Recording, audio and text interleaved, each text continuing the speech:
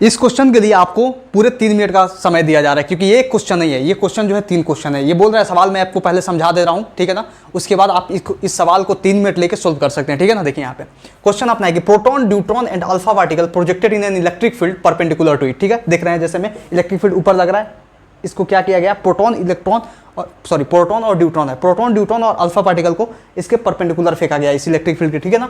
बोल रहा है फिर then find ratio of deviation, आपको डेविएशन बताया था ना QEx/mv²। Then find ratio of deviation जब वेलोसिटी ऑफ प्रोजेक्शन सेम हो, जब kinetic energy of projection same हो और जब मोमेंटम ऑफ प्रोजेक्शन सेम हो। मतलब 3 केस में आपको रेशियो ऑफ वेलोसिटी बताने हैं इन तीनों के, मतलब रेशियो ऑफ क्या डेविएशन बताना है, ठीक है ना, प्रोटॉन, न्यूट्रॉन और अल्फा पार्टिकल का। बताइए जल्दी फटाफट क्या होगा, बताइए, सोचिए एक बार, सोच सकते हैं तो सोच लो, सोच सकते हैं तो सोच लो, जल्दी जल्दी क्या होगा। You have only 3 minutes, pause कीजिए, 3 मिनट में सोल्व कीजिए, ठीक है ना। चलिए 3 मिनट का समय मिलता है आपको, जल्दी जल्दी कर लो।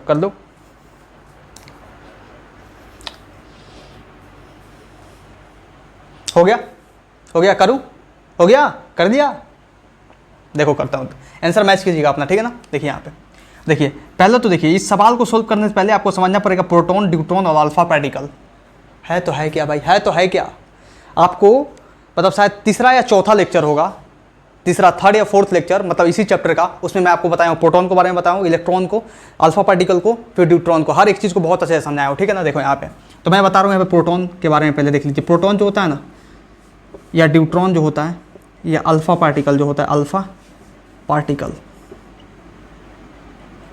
जो इसमें यूज होने वाला है, बस उसी के कंटेक्स्ट में आपको बता दे रहा हूँ, ठीक है ना। क्या यूज होगा यहाँ पे, देखिए पहले देखिए प्रोटॉन, इसके बारे में समझ लीजिए, फिर सवाल पर चर्चा करेंगे, ठीक है ना।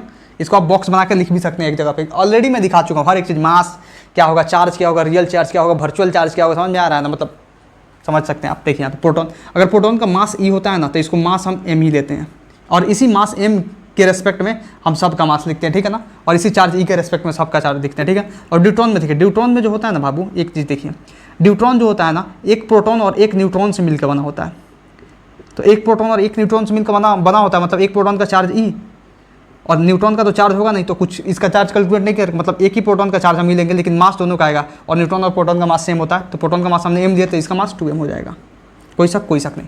अब देखिए अल्फा पार्टिकल में जो होता है ना, इसमें 2 प्रोटॉन प्लस 2 न्यूट्रॉन होता है, 2 protons and 2 neutrons brother sisters. देखिए यहाँ पे 2 प्रोटॉन और 2 न्यूट्रॉन है, मतलब 2 प्रोटॉन और 2 न्यूट्रॉन के चलते चार्ज आएगा, 2 प्रोटॉन और 2 न्यूट्रॉन के चलते मास आएगा। तो 2 प्रोटॉन और 2 न्यूट्रॉन के चलते चार्ज कितना आएगा, 2e, क्योंकि न्यूट्रॉन का तो चार्ज होगा ही नहीं, क्योंकि न्यूट्रॉन क्या होता है, न्यूट्रल होता है, लेकिन इसका मास जरूर काउंट होगा। तो 2 प्रोटॉन का 2m और 2 न्यूट्रॉन का 2m, मतलब 4m मास हो जाएगा। अब इतना समझे ना, आप देखिए इसी से सारा खेल होने वाला, जस्ट राइट इट डाउन, इसको नोट कीजिए एक बॉक्स में डालकर, ठीक है ना, ठीक है ना। ये क्वेश्चन का तो वैसे पार्ट है, लेकिन होते हुए भी ये क्वेश्चन का पार्ट नहीं है, क्योंकि ऑलरेडी मैं आपको करा चुका हूँ, फिर दोबारा कराया जा रहा है, इसलिए क्योंकि मैं नहीं चाहता कि आपसे हर एक चीज़ छूटे, क्योंकि बहुत सारे कोचिंगों में आप परेशान हो जाते हैं, हैरान हो जाते हैं, जस्टिस लिए कि बोल दिया जाता है वहाँ पे कि पीछे करा चुके हैं और आपको समझ में नहीं आता है। लेकिन मैं ऐसा नहीं करूँगा, मैं आपको हर एक चीज़ को जो भी यूज होने वाला है अभी तुरंत, उस चीज़ को तुरंत आपको बताऊँगा, हर एक चीज़ आपके दिमाग में जाएगा। और आप देख चुके हैं, जब भी मैं जो भी चीज़ पढ़ा रहा हूँ आपके दिमाग में मैं हर एक चीज़ को सेट करता जा रहा हूँ, चाहे वो काइनेमेटिक्स का यूज हो इस इलेक्ट्रोस्टैटिक्स में, चाहे बेसिक मैथ्स का, चाहे वेक्टर्स का, चाहे कोई भी चैप्टर का, मतलब यहाँ पे कोई भी चीज़ नहीं छूटेगा। मैं ये नहीं कहूँगा कि जाओ पीछे पढ़ के आओ, मैं ये कहूँगा कि देखो यहाँ पे मैं अभी समझा रहा हूँ तुम्हारे सामने, क्योंकि समझाने में वक्त ही कितना लगता है, तुमको ना समझ में आया तो हमको पाप लगेगा। समझ में आ रहा है ना। देखो यहाँ पे देखो अब करना क्या है, जो सवाल अब मेन सवाल है उस पर फोकस करते हैं, मतलब जो मेन मुद्दा है उस पर फोकस करते हैं। अब बोल रहा है find the ratio of deviation, मतलब प्रोटॉन, न्यूट्रॉन और न्यूट्रॉन का, ठीक है, सॉरी प्रोटॉन, न्यूट्रॉन और इलेक्ट्रॉन, अरे क्या बोल रहा हूँ यार, कुछ भी बोल रहा हूँ, सॉरी। देखो यहाँ पे प्रोटॉन, न्यूट्रॉन और अल्फा पार्टिकल, ठीक है ना, डेविएशन फाइंड करना। तो डेविएशन आपको क्या बताया था, डेविएशन मतलब tan थीटा कितना आया था, QEx/mv², यही आया था ना, यही आया था, मतलब यही क्या था अपना डेविएशन था। मतलब इसको मेन फार्मूला के तौर पे रखना है, आपका आंसर कह रहा है ना, चटाचट फटाफट हटाहट खटाखट झटाझट आएगा, ठीक है ना। देखिए पहला सोल्व करते हैं, पहला ए नंबर सोल्व करते हैं। यहाँ पे ए नंबर का सॉल्यूशन देखते हैं। ए नंबर का सॉल्यूशन बोल रहा है कि आपको रेशियो ऑफ डेविएशन निकालना है प्रोटॉन का, न्यूट्रॉन का और अल्फा पार्टिकल का, जब वेलोसिटी ऑफ प्रोजेक्शन सेम हो। मतलब इसमें बोल रहा है पहले मैं वेलोसिटी सेम कर दो, जब बोल रहा है वेलोसिटी सेम कर दो तो कर दो भाई, वेलोसिटी सेम क्या दिक्कत है, कर दो वेलोसिटी सेम। तो अब देखो इस डेविएशन के फॉर्मूला में वेलोसिटी अगर सेम करते हो तो मान लो तुम वेलोसिटी सेम किए, तो यहाँ पे क्या क्या कांस्टेंट होने वाला है, देखिए ना यहाँ पे tan थीटा इक्वल टू क्या लिखोगे, QEx upon M V square, ठीक है ना, ये ओरिजिनल फार्मूला। यहाँ पे वेलोसिटी सेम तो वेलोसिटी कांस्टेंट, ठीक है ना, वेलोसिटी कांस्टेंट, तीनों के केस में वेलोसिटी सेम बोल रहा है, मतलब तीनों के केस में वेलोसिटी कांस्टेंट। देखो क्यू कांस्टेंट नहीं होगा क्योंकि चार्ज तीनों का अलग है, इसका ई है तो इसका ई है और इसका 2e है, ठीक है ना, तो चार्ज तो बस इन दोनों केस में डिफरेंट होगा, लेकिन सॉरी इन दोनों केस में सेम होगा, लेकिन इसके केस में डिफरेंट होगा, तो चार्ज को हम कांस्टेंट नहीं ले सकते क्योंकि तीनों केस में अगर सेम होता तो हम सेम ले लेते, ठीक है ना। ई देखिए, ई तो तीनों केस में सेम है। एक्स देखिए, एक्स तो तीनों केस में सेम है, क्योंकि अगर हम प्रोटॉन फेंके या ड्यूट्रॉन फेंके या अल्फा पार्टिकल फेंके, गुजरेगा तो एक्स ही डिस्टेंस है ना, ठीक है ना, तो एक्स भी सेम है यहाँ पे, मतलब ये भी कांस्टेंट, ये भी कांस्टेंट। मास भी कांस्टेंट नहीं है क्योंकि मास इसका m है तो इसका 2m तो इसका 4m, ठीक है ना। मतलब ये बोल सकते हैं जो tan थीटा है ना, tan थीटा वो डायरेक्टली प्रोपोर्शनल है q/m के। अरे भाई q/m क्या होता है? चार्ज बटे मास, चार्ज बटे मास मतलब स्पेसिफिक चार्ज, मतलब जो प्रोटॉन का, जो अल्फा पार्टिकल का, जो न्यूट्रॉन का स्पेसिफिक चार्ज का रेशियो होगा ना, वही भैया डेविएशन देगा यहाँ पे। मतलब रेशियो ऑफ डेविएशन क्या हो जाएगा, इसका और इसका क्या हो जाएगा, मतलब तीनों का ना स्पेसिफिक चार्ज। तो निकाल दीजिए, सीधी सी बात है। हम यहाँ पे लिखते हैं, देखिए सॉल्यूशन करते हैं यहाँ पे, क्योंकि उधर और भी कराना है, ठीक है ना। देखिए खोज पूछना हो, देखिए यहाँ पे। अब पहला मैं लिखता हूँ यहाँ पे प्रोटॉन, दूसरा लिखता हूँ न्यूट्रॉन और तीसरा लिखता हूँ अल्फा पार्टिकल, ठीक है ना। ये अल्फा से अल्फा, डी से न्यूट्रॉन और पी से प्रोटॉन, ठीक है। देखिए यहाँ पे तो प्रोटॉन का चार्ज बटे मास लिखना है, तो लिखिए चार्ज बटे मास E/m, E/m।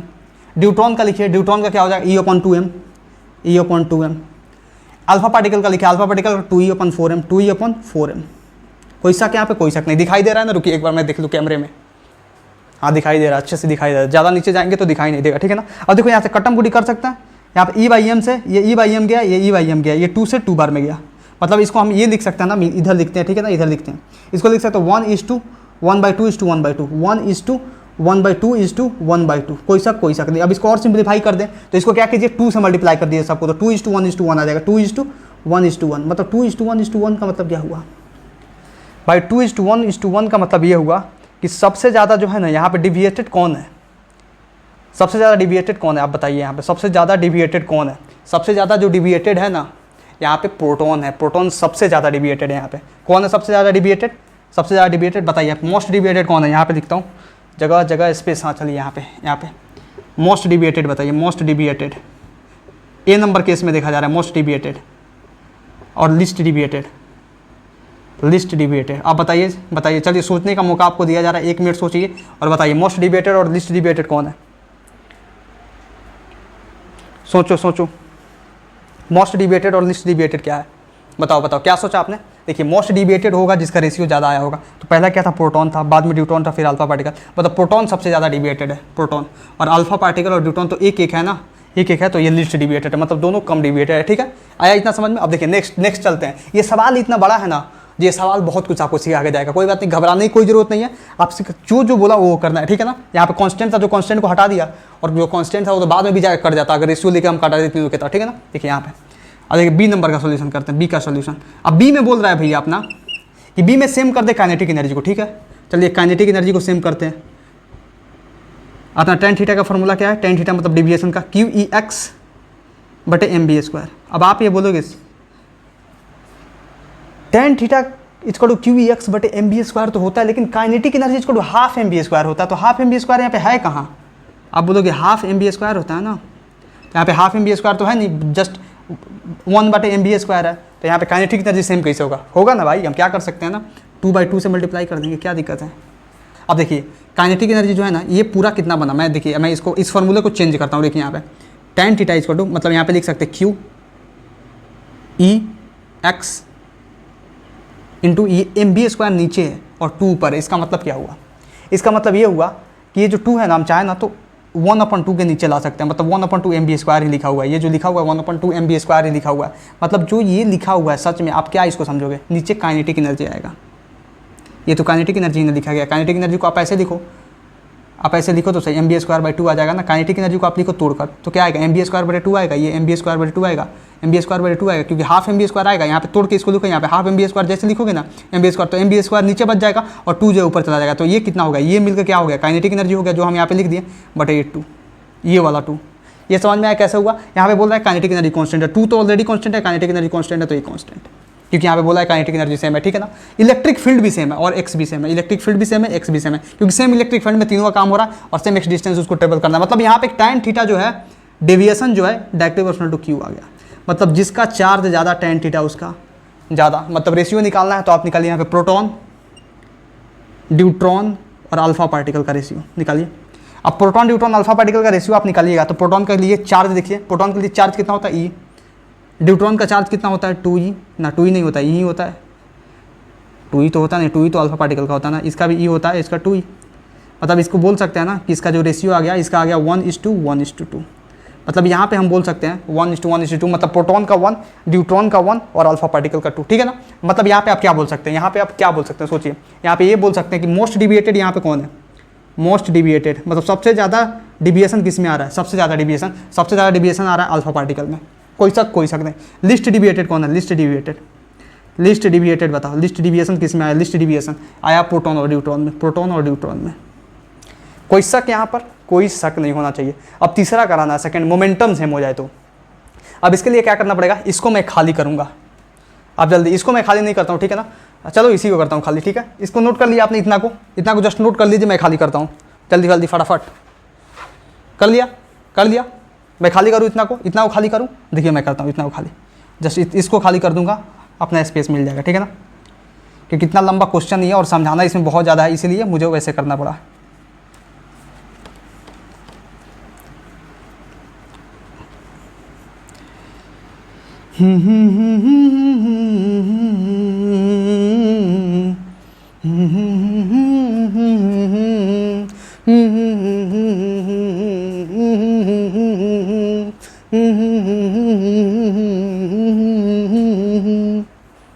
सर डांस मत कीजिए, पढ़ाइए चुपचाप। सर यहाँ पे डांस चल रहा है कि पढ़ाई चल रहा है, आप डांस करने लगते हैं सर, कितने गंदे हो आप। देख लो यार, मुस्कुराना चाहिए हमेशा, मुस्कुराते रहो, हंसते रहो, खेलते रहो, पढ़ते रहो, समझ में आ रहा है ना। देखो यहाँ पे अब सी नंबर निकालते हैं, ये तो यहाँ पे हो गया था पहले, मिटा दिया मैंने, बी हो गया ये, अब सी करते हैं। सी, अब सी बोल रहा है जब मोमेंटम सेम हो जाए, तो मोमेंटम सेम हो जाए तो करो मोमेंटम को सेम, क्या दिक्कत है। मोमेंटम क्या होता है, मोमेंटम एम इंटू भी होता है, सीधी सी बात है, एम इंटू भी को सेम करना है, ठीक है ना। मतलब यहाँ पे एम इंटू भी आएगा, एम इंटू भी को सेम करना है। अब यहाँ पे टेन थीटा अपना फॉर्मूला क्या था, tan theta equal to QE(x/mv², कोई दिक्कत नहीं। लेकिन यहाँ पे एम भी है तो यहाँ पे एक और वेलोसिटी आएगा, तो वेलोसिटी तो हो नहीं पाएगा। हम क्या कर सकते हैं ना, इसको m/m से मल्टीप्लाई कर दे रहे हैं, कोई शक नहीं होना चाहिए। देखो यहाँ पे अब क्या होगा ना, ये हो जाएगा, जानते हो क्या, ये बन जाएगा ऐसे QE(x/m/m²v², मतलब एम भी का होल स्क्वायर, कोई शक नहीं। और एम भी को क्या बोल रहा है, पी, तो मतलब p² हो जाएगा, मतलब QE(x/m), थोड़ा गंदा हो गया ना, मुझे गंदगी से सख्त नफरत है, समझ रहे हो ना, ये p² हो जाएगा, ठीक है। अब यहाँ पे बोल रहे हैं मोमेंटम कांस्टेंट है, तो चलो मोमेंटम को कांस्टेंट कर देते हैं, ले लो मोमेंटम कांस्टेंट कर देते हैं, ठीक है ना। q कांस्टेंट नहीं होगा, e तो कांस्टेंट होगा, x भी कांस्टेंट होगा, ठीक है ना। मतलब qm, मतलब यहाँ पे जो है ना tan थीटा जो डिविएशन है वो directly proportional to q into m के प्रोडक्ट के इक्वल आएगा। मतलब इसका इस्तेमाल करना है, जस्ट अपने को आंसर लाना है, ठीक है। कितना आसान है, बहुत ज़्यादा आसान है। अब बताइए कितना होगा, आप जल्दी आप करके बताइए कितना होगा। यहाँ पे मैं लिख रहा हूँ, प्रोटॉन, ड्यूट्रॉन और अल्फा पार्टिकल का देख लेते हैं, ठीक है ना। तो प्रोटॉन, ड्यूट्रॉन और alpha particle q into m का प्रोडक्ट देखेंगे, उससे अपना आंसर आ जाएगा, ठीक है। देखिए यहाँ पे तो qm है ना, तो qm के लिए क्या करेंगे, q इसका देखेंगे और m देखेंगे, मतलब e चार्ज और m मास है प्रोटॉन के लिए, ठीक है। ड्यूट्रॉन के लिए e और 2m है, तो e और 2m है, ठीक है ना। अल्फा पार्टिकल के लिए 2e और 4m है, तो 2e इंटू 4m है। मतलब यहाँ से बोल सकते हैं em से em गया, ठीक है ना। अब यहाँ पे आगे आपने प्रोटॉन, ड्यूट्रॉन और अल्फा पार्टिकल का रेशियो कितना आ गया, 1:2:8 आया ना, यहाँ पे 1:2:4 ठीक है ना। तो यहाँ पे आ गया अपना रेशियो 1:2:8। अब बताइए, अब यहाँ से आप ये बताइए कि जो मोस्ट डिविएटेड है, इस केस में जब मोमेंटम को सेम करते हैं तो मोस्ट डिविएशन, सबसे ज़्यादा डिविएशन कहाँ आता है, यहाँ पे सबसे ज़्यादा जो डिविएशन आता है, मोस्ट डिविएटेड पार्टिकल कौन सा है, मोस्ट डिविएटेड पार्टिकल है भैया अपना, जिसका 8 आया है, मतलब अल्फा पार्टिकल है। लिस्ट डिविएटेड पार्टिकल कौन है, अल्फा पार्टिकल, पूरा लिखते हैं, स्पेस है ना, यहाँ पे आप पूरा अल्फा पार्टिकल लिख लीजिएगा, पूरा प्रोटॉन ड्यूट्रॉन, ठीक है ना। देखिए यहाँ पे मोस्ट डिविएटेड और लिस्ट डिविएटेड कौन सा है, लिस्ट डिविएटेड आपकी बार इसमें एक ही आ रहा है, लिस्ट डिविएटेड कौन सा है, लिस्ट डिविएटेड अपना है भैया जो पहले है 1 जिसका आया प्रोटॉन, ये प्रोटॉन का। ओह माय गॉड यार, करा के पूरा मैं थक गया। बताओ इतना लंबा कोई सवाल होता है, मैं इसमें 3 सवाल था इसीलिए लंबा सवाल था, देख रहे हैं ना 3 सवाल था, एक कोई सवाल होता तो फटाक QEx/mv², सीधी सी बात है। बस इससे आप ये मतलब सोच सकते हैं ना कि इस सवाल से कि सवाल लेंदी तो है लेकिन सवाल आसान है, मतलब लेंदी और आसान का जो कॉम्बिनेशन होता है ना, ये नीट में आता है। आसान क्वेश्चन, मेमोरी बेस्ड क्वेश्चन, आपको जस्ट याद है कि हाँ प्रोटॉन का ई और एम होता है, ड्यूट्रॉन का ई और 2m होता है, अल्फा पार्टिकल का 2e और 4m होता है, ये पता है आपको, QX/MB स्क्वायर डिविएशन का फॉर्मूला पता है, तो लगाने में क्या हर्ज है भाई, लगाओ आंसर लाओ, सही सी बात है। समझ में आ रहा है? चलिए इसे नोट कीजिए जल्दी फटाफट।